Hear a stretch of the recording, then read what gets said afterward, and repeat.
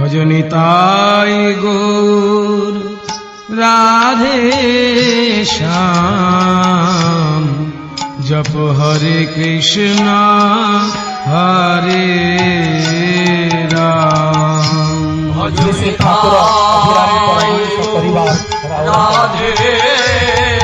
बाबाजी देवानंद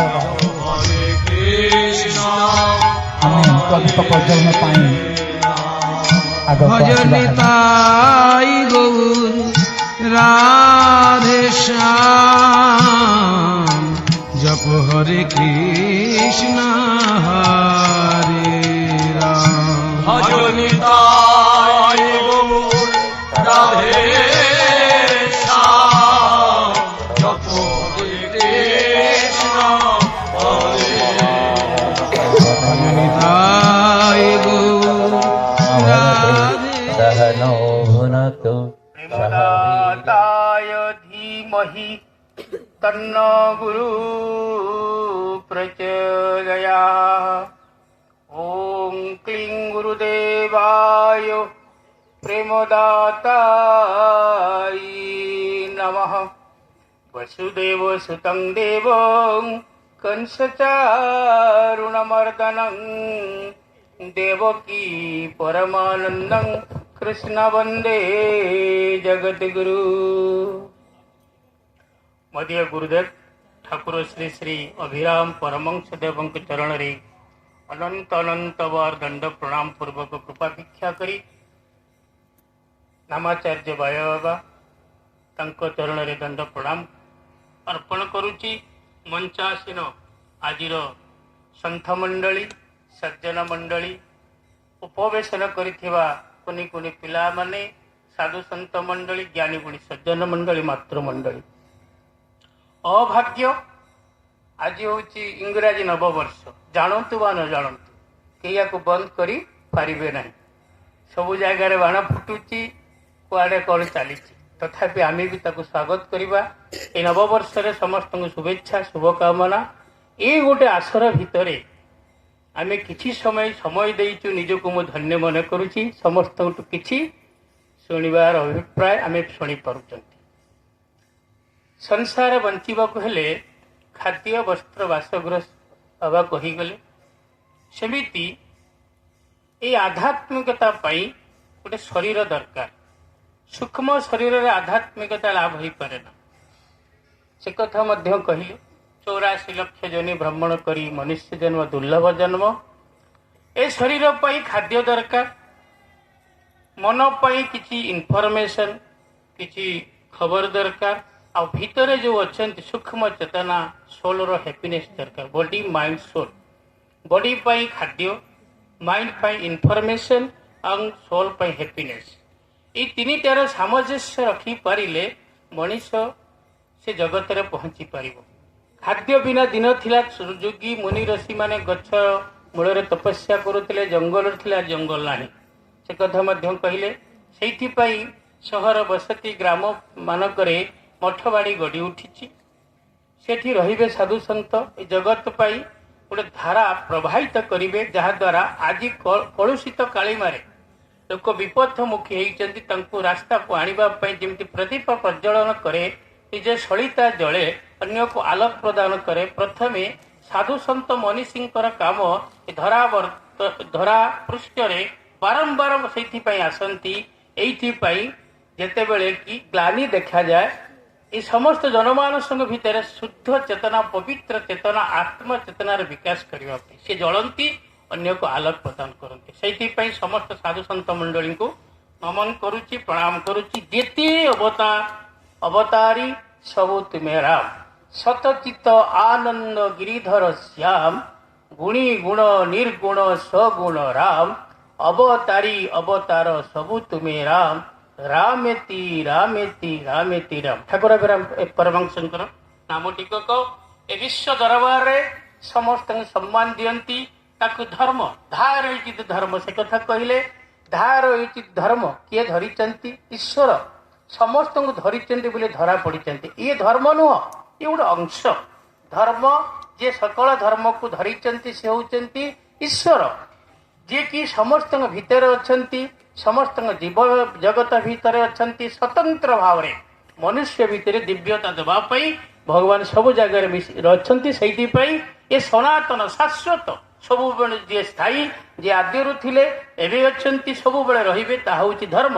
ଆପଣ ଧର୍ମ ବୋଲେ ଗୋଟେ ହିନ୍ଦୁ, ଖ୍ରୀଷ୍ଟିଆନ, ଜୈନ, ସାଇ ଇଏ ଧର୍ମ ନୁହଁ, ଗୋଟେ ଅଂଶ। ଯେମିତି ଠାକୁର ଅଭିରାମ ପରମହଂସ କହିଲେ ସମସ୍ତଙ୍କୁ ଧରୁଥିବାରୁ ଧର୍ମ ଯେ ଈଶ୍ୱର। ବହୁନାଂ ଜନ୍ମ ନ ବନ୍ତେ ଜ୍ଞାନମାନ ବଂ ପ୍ରପଦ୍ୟତେ ବାସୁଦେବ ସର୍ବମିତି ସମହାତ୍ମା ସୁତୁଲ୍ୟ।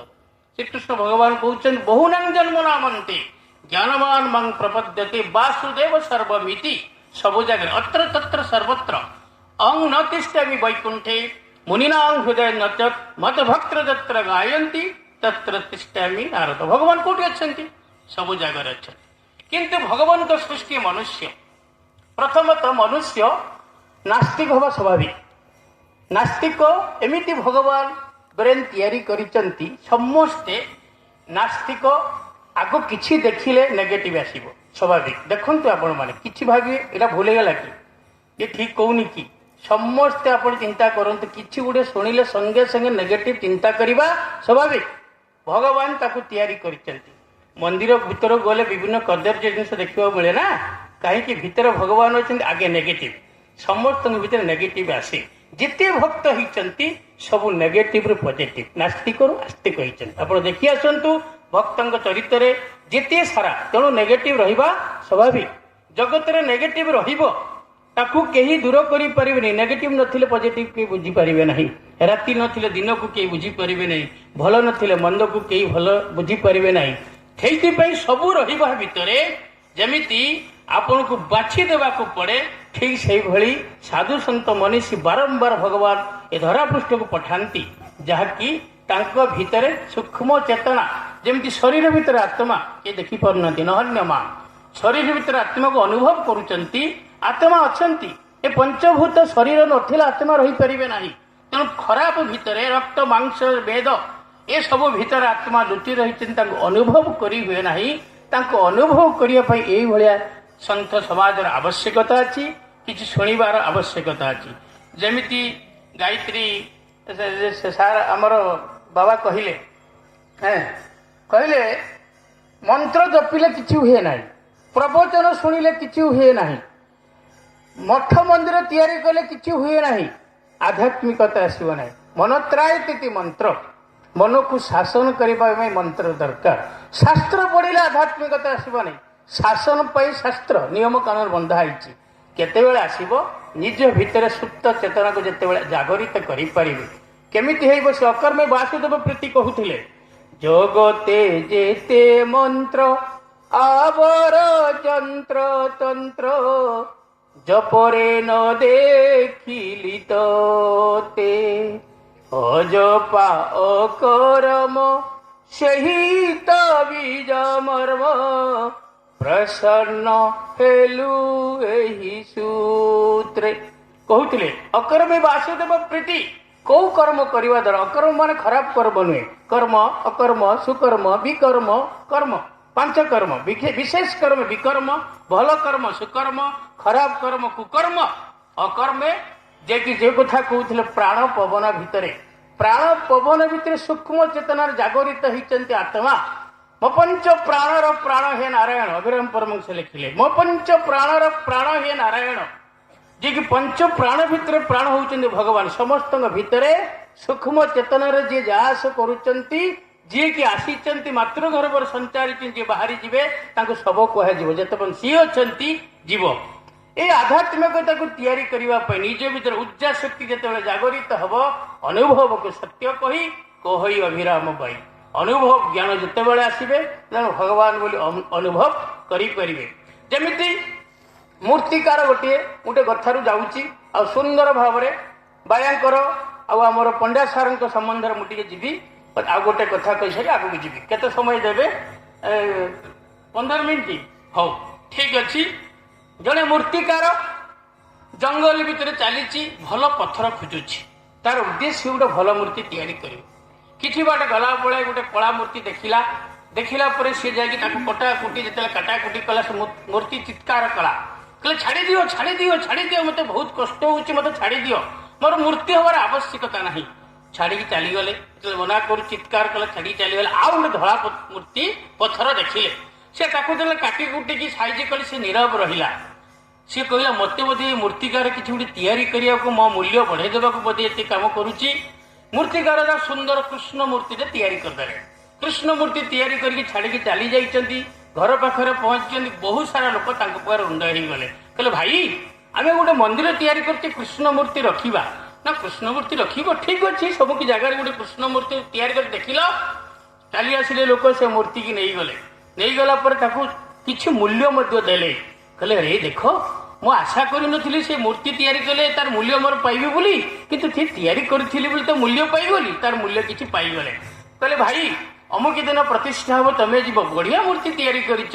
ସିଏ ମଧ୍ୟ ସେଠିକି ଗଲେ। ଯେତେବେଳେ ମନ୍ଦିର ପ୍ରତିଷ୍ଠା ହବ, ମୂର୍ତ୍ତିକାରୀ ଦରକାର, ତାକୁ ମଧ୍ୟ ମୂଲ୍ୟ ମିଳିଲା। ପାଟ ବସ୍ତ୍ର ପରିଧାନ କରାଗଲା, ତାକୁ ପଗଡି ବନ୍ଧାଗଲା। କହିଲେ ରେ, ମୁଁ ସେଇ ପଥରକୁ ଗଢିଥିଲି ବୋଲି ଏଠି ବି ମତେ ସମ୍ମାନ ମିଳିଲା, ତାହେଲେ ମୁଁ ଗୋଟେ ପଥର ଗଢି ପାରୁଛି ବୋଲି ସବୁଆଡେ ସମ୍ମାନ ମିଳୁଛି। ପୁଣି ଯେତେବେଳେ ମୂର୍ତ୍ତି ପ୍ରତିଷ୍ଠା ହେଇଯାଇଛି, ପୂଜା ପାଠ ହେଇଛି, ନଡିଆ ବାଡେଇବା ଗୋଟେ ପଥର ଦରକାର ହେଲା। ଏଠି ପାଖରେ ପଥର ନାହିଁ। ସେ କହିଲା ଭାଇ, ସେଇଠି ଆଉ ଗୋଟେ ପଥର ଅଛି, ସେଇଟା ନେଇ ଆସ। ଆଉ ଗୋଟେ ପଥର, ଯୋଉ ପଥରକୁ କାଟି କୁଟି ସାଇଜ କରିଥିଲେ ସେଇ ପଥରକୁ ନେଇ ଆସିଲେ। ଯେତେବେଳେ ନଡିଆ ବାଡେଇଲେ, ସେ ଚିତ୍କାର କଲା, ମତେ ବହୁତ କଷ୍ଟ ହଉଛି, ମତେ ବହୁତ କଷ୍ଟ ହଉଛି। ନଡିଆ କିନ୍ତୁ ବାଡେଇବାକୁ ତ ଆଣିଛନ୍ତି, ବାଡେଇବେ ତା ଦେହରେ। ସେ ପଚାରିଲା କୃଷ୍ଣ ମୂର୍ତ୍ତି ତିଆରି ହେବା ପଥରକୁ, ଭାଇ ତତେ ଧୂପ ଧୂପ ନୈବେଦ୍ୟ ଦେଇ ଏତେ ସୁନ୍ଦର ଆଳତୀ କରୁଛନ୍ତି, ମତେ କାହିଁ ବାଡଉଛନ୍ତି? ମତେ ଭାରି କଷ୍ଟ ଲାଗୁଛି। ସେଇଠି କୃଷ୍ଣ ମୂର୍ତ୍ତି କହିଲା, ପଥର ମୂର୍ତ୍ତି କହିଲା, ଭାଇ ତତେ ଯୋଉଦିନ କାଟୁଥିଲେ ବହୁତ କଷ୍ଟ ହଉଥିଲା, ମତେ କଷ୍ଟ ହଉନଥିଲା। ମୁଁ ଶହି ଯାଇଥିଲି। ଏ ମୂର୍ତ୍ତିକାର ମତେ ଗୋଟେ ତିଆରି କରୁଛି, ଭଲ ଜାଗାରେ ପହଞ୍ଚିବ। ମୁଁ ଶହିଥିଲି ବୋଲି ଆଜି ପୂଜା ଆଳତୀ ପାଉଛି। ତୁ ଶହିନଥିଲୁ, ଛେଚା ଡେଲି ଖାଉଛୁ। ତେଣୁ ଆପଣମାନେ ଚିନ୍ତା କରିବା ଦରକାର। ଆତ୍ମଚେତନାରେ ବିକଶିତ କରିପାରିବେ ତ ଭଗବତ ରାଜ୍ୟକୁ ଯିବେ। ଯେମିତି ବାୟା ଥରେ ଯାଇଛନ୍ତି, ଆଜି ରଜ ଜୟନ୍ତୀ କରମଳା ଆଶ୍ରମରେ ଠାକୁର ଅଭିରାମ ପରମହଂସଙ୍କର 25ତମ ଉତ୍ସବର ରଜ ଜୟନ୍ତୀ 25ତମରେ ଯାଇଛନ୍ତି। ଯେତେବେଳେ ସେତେବେଳେ ରାସ୍ତାଘାଟରେ ଏତେ ସୁବିଧା ନଥିଲା, ଅପରନ୍ତା ରାଜ୍ୟ କରମଳା ଏକ ଜନପଦ ରାଜ୍ୟରେ ଛୋଟିଆ ରାସ୍ତାରେ ଯାଇଛନ୍ତି। ତାଙ୍କୁ ଗାଡିରେ ଗଲା ବେଳକୁ ତାଙ୍କୁ ଆସିଥିଲେ କିଏ ନବା ପାଇଁ, ଗୋଟେ ପକ୍ଷୀଟି ତାଙ୍କ ଗାଡିରେ ବସିକି ଉଡି ଯାଉଛି। କି ଚାଲିଛନ୍ତି, ପକ୍ଷୀଟେ ଗାଡିରେ ବସିଛି, ଉଡି ଯାଉଛି। ଶେଷ ପର୍ଯ୍ୟନ୍ତ ସେ ପକ୍ଷୀଟି ଆଶ୍ରମ ପର୍ଯ୍ୟନ୍ତ ଆଣି ଛାଡିଦେଲା। ତାପରେ ପକ୍ଷୀଟି ଉଭେଇଗଲା। ବାୟା ଅନୁଭବ କଲେ, ଏ ଠାକୁର ମତେ ସୂକ୍ଷ୍ମ ଭାବରେ ନିମନ୍ତ୍ରଣ କରିବା ପକ୍ଷୀ ବେଶରେ ଆସିଛନ୍ତି। ଯାହା ବି ହଉ, ସେତେବେଳେ ଆଶ୍ରମ ପରିସରରେ କିଛି ଆୟୋଜନ ହେଇଛି, ସନ୍ଧ୍ୟା ରାସର। ସମସ୍ତଙ୍କର କଥା ଶୁଣିଲା, ବହୁତ ସାଧୁ ସନ୍ଥ ଆସିଥିଲେ। ବାୟା ଉଠିଲେ, ତାଙ୍କର କଥା ଥିଲା, ସମାଧି ଦେଖିଲେ, ହାତ ବଢେଇଲେ। ଇଏ ସାଧାରଣ ମନୁଷ୍ୟ ନୁହନ୍ତି, ମନୁଷ୍ୟ ଗୁରୁ ହେଇପାରେ ନା, ଆଉ ଗୁରୁ ମନୁଷ୍ୟ ନୁହନ୍ତି। ଆଉ ଅଭିରାମ ପରମହଂସ ସାଧାରଣ ନୁହନ୍ତି। ଲାଇଟ୍ ଅଫ୍ ହେଇଗଲା, ବୁଲେଇ ଚାଲିଗଲେ। ତେଣୁ ସେ ହଉଛି ଆତ୍ମୀୟତା, ଆତ୍ମର ବିକାଶ। ଏତେ ତାଙ୍କର ସଂଯୋଗ ଥିଲା, ଦୁଇ ଜଣଙ୍କ ଭିତରେ ଏତେ ସଂଯୋଗ ଥିଲା, ସିଏ ତାଙ୍କୁ ଅନୁଭବ କରିପାରୁଥିଲେ, ବାୟା ତାଙ୍କୁ ଅନୁଭବ କରିପାରୁଥିଲେ, ଅଭିରାମ ପରମହଂସ ତାଙ୍କୁ ଅନୁଭବ କରିପାରୁଥିଲେ। ଉପର ସ୍ତରର କଥା, କାରଣ ସେମାନେ ସେଇ ଜାଗାକୁ ମଧ୍ୟ ଯାଇଛନ୍ତି।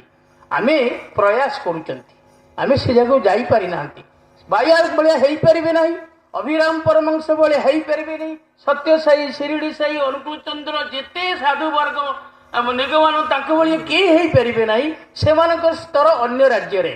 ଆମେ ପ୍ରୟାସ ଜାରି କରୁଛନ୍ତି ସେ ଜାଗାରେ ପହଞ୍ଚିବା ପାଇଁ। ଯଦି ପ୍ରୟାସ ଜାରି କରୁଥିବା, କେବେ ନା କେବେ ଯାଇକି ସେ ଜାଗାରେ ପହଞ୍ଚିବା। ଯଦି ଧ୍ରୁବ ପଚାରୁଛନ୍ତି ଭଗବାନଙ୍କୁ, ଆଚ୍ଛା, ଯେତେବେଳେ ନାରଦ ପଚାରୁଛନ୍ତି ଭଗବାନଙ୍କୁ, ଆଚ୍ଛା ଏତେ କମ ବର୍ଷର ପିଲା କେମିତି ଆପଣଙ୍କୁ ଲାଭ କରିଗଲା? ମୁଁ ତ କେତେ ଥର ଜପ କରୁଛି, ଜନ୍ମ ବିତିଗଲାଣି, ମୁଁ କେମିତି ପାଇପାରୁନି? ଭଗବାନ ନାରଦକୁ ଦେଖୁଛନ୍ତି ଧ୍ରୁବ, ଯେତେ ସବୁ ପାହାଡ ନା, ଅନେକ ଜନ୍ମ ଧରିକି ଧ୍ରୁବ ମରିଛନ୍ତି, ଜନ୍ମ ହେଇଛନ୍ତି, ମରିଛନ୍ତି, ଜନ୍ମ ହେଇଛନ୍ତି। କେତେ ସବୁ ପାହାଡ, କେତେ ଯୁଗ ବିତି ଯାଇଛି, କେତେ ଯୁଗ ବିତି ଯାଇଛି। ତେଣୁ ଆପଣ ମାନେ ମୋର କହିବା କଥା, ଏଇ ଚାକଚକ୍ୟ ଦୁନିଆ ଭିତରେ ଆଧ୍ୟାତ୍ମିକତା ଭିତରେ ଲୁଚି ରହିଛି। ଆଧ୍ୟାତ୍ମିକତା ହରିଯାଇ ନାହିଁ, ସୃଷ୍ଟି ଧ୍ୱଂସ ହେଇଯିବ। ଯେତେବେଳେ ଆଧ୍ୟାତ୍ମିକତା ନଷ୍ଟ ହେଇଯିବ, ସୃଷ୍ଟି ଧ୍ୱଂସ ହେଇଯିବ। କେହି ନା କେହି ଧରା ପୃଷ୍ଠକୁ ଆଧ୍ୟାତ୍ମିକତା ଦେବା ପାଇଁ କେହି ନା କେହି, ଭଗବାନ ତାଙ୍କ, ଆପଣ ଗୋଟେ ଘରର ମୁଖ୍ୟ, ଘରକୁ ନଷ୍ଟ କରିବାକୁ କେବେ ଚାହିଁବେନି। ସେମିତି ସ୍ରଷ୍ଟା, ୟୁନିଭର୍ସର ମାଲିକ, କେବେ ତାଙ୍କୁ କେବେ ନଷ୍ଟ କରିବାକୁ ଚାହାନ୍ତି ନାହିଁ। କେହି ଜଣେ ଜଣେ ଆସନ୍ତି ଧରାପୃଷ୍ଠକୁ ସମତଳ କରିବା ପାଇଁ ଚେଷ୍ଟା କରନ୍ତି। ଆମର ପ୍ରୟାସ ରହିବା ଦରକାର ଅନ୍ତର ଆତ୍ମାର ଚେତନାକୁ ବିକଶିତ କରିବା ପାଇଁ ଯାହା ଦରକାର ତାକୁ ଆମକୁ କରିବାକୁ ପଡିବ। ପ୍ରତିଦିନ ନିଜ ପାଇଁ ନିଜେ ଯେତେବେଳେ ପ୍ରସ୍ତୁତ ହେଇଯିବେ, ଆପଣ ଆଚରି ପରକୁ ଶିଖାଇ, ଯଦି ନିଜର ଆଚରଣ ଥିବ ପରକୁ ଶିଖେଇ ପାରିବେ ନାହିଁ। ଆମେ ବହୁତ सब लोग कहना वाला करना वाला दुनिया में कोई नहीं। गुरु सहस को है, शिष्य एक जना दुनिया में नहीं, करना वाला है शिष्य। तो इसलिए हर आदमी आपके लिए प्रायोरिटी देना चाहिए। मु मोर भगवान के सहित संपर्क रखी, मो भीतर आत्मचेतना विकसित करी, मो इष्ट को मुझे चिंतन करी। जमी निज इष्ट को चिंतन करवा, निज धर्मधारा को, निज तत्व को, निज वासना को, निज भितर अध्यवसाय को निज भितर बढ़ाई पारिबा, ताले जाके आमे सेही भगवत प्राप्ति हेई परिबा। ए आत्मा आत्मा स्मरे परमानंद विहरे। ए आत्मा आत्मार संपर्क निबिड़ हो जाए, जीवात्मा परमात्मा, जीवात्मा परमात्मा शरीर भितर विचरण करूचंती। तांको भितर जे आमे संपर्क निबिड़ करिबा, आमे परमानंद विहार करि परिबा। आ गुडे बायांक कथा बाबा जानिथिबे, थरे नामाचार्य बाबा सबुदिन से नाम करती, हूँ नाम इष्ट। गाड़ी गले नाम चली था। थरे एक नाम यज्ञ आयोजन होती, बाया पहुंचे, जड़े जमीदार थे, दुर्दांत जमीदार थे। समस्त को मना कले बाया आसब, कई चाउल दबनी, हांडी दबनी, कहीं भी जीव ना। समस्त भक्त मैंने बाया पाखे पहुंची गले, कहले बाया सी बहुत दुर्दांत जमीदार, से एरिया को पशिबा को दबनी। बाया कहले चलो चलो, जो बाबा कहते निर्भीक, आम भीतर भय आसूची, भीतर भय नथिला, कारण सी जानी मु जाऊची मो राज्य रे कौन हम मु जानी नहीं। सी तेणु जानी सी निजर बल आपण भीतर ऊर्जा शक्ति सर्कल, जो आपण भीतर आत्मचेतना विकसित हम गोटे सर्कल तैयारी हम, जे सर्कल भीतर खराब जिनस प्रवेश करि परिबो नाही, ताकू तेज शक्ति कहा जाए। बायांक भीतर से जिनस थिबारु कौन कथा को भ्रूक्षेप न करी गले, पहुंची गले, काठ आण, अग्नि संयोग कर। भक्त माने काठ किसी आनिले, अग्नि संयोग धुआं बाहर, समस्त देखले रे सेठी बोधे रंधारंधी हलाणी, धुआं बाहर मैंने रंधारंधी हलाणी, सब उजाड़ी गले, किए चाउल, किए हांडी, किए परिबा धरिकी पहुंची गले। महाडंबर नाम कीर्तन है, भोजी भात प्रसाद पाई समस्ते गले। बायांक नामाचार्य बायांकर एइभଳି थिला तांको भितरे, से माने सेही स्तरर जे सुखिलार पद्म फुटेबा शक्ति तांका भितर थाए। सेइथिपई से संत, से महात्मा, से नामाचार्य, से गुरु ए तत्व को आम भितर जेतेबेले बारंबार मनन चिंतन आमे करंती, भाव उद्रेक हुए। सेइथिपई सब जिनिस शुणिबार आवश्यकता है। भितर भाव जेतेरे उद्रेक हबो, आत्मचेतना सेतेबेले बढ़ियो। जदि बाया एभଳି करि पारले, किछि तांका भितर थिला, कोन करूथिले से, आमको सही पथर पथिक हवाक पड़ो। पथ अनुसरण, आम समस्ते पथ को अनुसरण कर, इष्ट देव इष्ट गुरुवर को पथ को अनुसरण करी, से पथरे पथुकी क्या भाग्य केते कौन आसो कहीं भी कहींपारे ना। सी जानी, आपण जानी, भगवान जानी, आपण जानी। यही संपर्क भगवान अच्छा, किए बुझुबा न बुझु, किए शुणुबा न शुणु, समस्त भीतर ईश्वर अच्छा। ईश्वर सर्वभूतानां हृदय अर्जुन तिष्ठति भ्रामयन् सर्वजंत्राणि माया। भगवत गीतार कहते समस्त भीतर भगवान अच्छा। आज जो भल पाइबा बढ़ी, आत्मीयता बढ़ी, से भगवान ही संतोष हे। तेमती गोटे कथा कहबी, जितेबले भक्त माने आसिकी करमलार उंड ही जाती, बहुत संख्यार भक्त जो आसी जाती, ठाकुर तांका भितर शून्य राशि प्रवेश करी जाती, अर्थात से भक्त भाव भगवान विभोर हो जाती। भावामृत ग्रहण करने भाव विनोदिया भावर ग्रहण करने ये बारंबार धरावतरण करती। भक्तर भाव जो आपण भीतर भावर आदान प्रदान हो, भाव को निजे आप ग्रहण करें, परस्पर सद्भाव असद्भाव सद्भाव। एठी जो मैंने बसी यही समय आ कौन चिंता ना, एठी जो मैंने बसी गोटे चिंता अच्छी, किछि देकी जीवी जाकि तांकर जीवन को से परिवर्तन कर। सद्भाव जेतेबेले जागरित हब, सदात्मांकर लाभ हब, सद्गुरुंकर लाभ हब, बोले सत्यनारायण स्वामी की जय, जगन्नाथ स्वामी की जय, नामाचार्य भय बाबा की जय, संत समाज मनीषी गण का जय, भक्त भगवान की जय। सर्वे भवन्तु सुखिनः, सर्वे सन्तु निरामयाः। हरे